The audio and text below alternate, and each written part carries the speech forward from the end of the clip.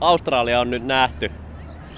Oltiin Sydneyssä seuraamassa tosiaan Australian Open, jossa oli ihan käsittämättömän hyviä pelaajia ja todella kovatasoinen kilpailu. Pieni antikliimaksi tuntuu olevan se, että Greg Chalmers meni ja voitti kisan kaikkien suurtähtien edeltä. Mutta joka tapauksessa mahtava urheilutapahtuma. Sen jälkeen päästiin Edeniin, joka on sitten taas omanlaisensa lomaparatiisi. Erittäin pieni, kaunis kalastajakylä, jossa on siis mahtavat ranta- ja kulttuurimahdollisuudet, kalastusta, valaa katsomista ja kaikkea, mitä vaan voi sielun rauhoittumiseen pyytää. Sitten lopuksi tultiin Melbourneen, jos pelattiin President's Cup ja päästiin sitten lopulta katsomaan vähän tätä kaupunkiakin.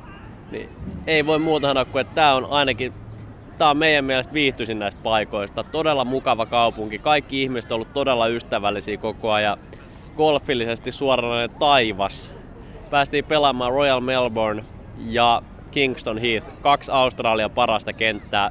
Ja se, mikä on oikeasti aika positiivinen asia, niin varsinkin kansainväliset turistit päästään näille kentille kokemaan ne kenttien ainutlaatuisuus. Ja eikä hinnatkaan tosiaan ole missään ihan täysin pilvissä. Alle 200 € pääsee pelaamaan maailman top 10 kenttiä, joten jos aikaa riittää, jos on lompakossa sen verran rahaa, niin ehdottomasti suosittelen Australiaa, varsinkin Melbournea kaikille. Tää on urheiluhullua kansaa, kaikki on ystävällistä, kaikki tuntuu toimiva.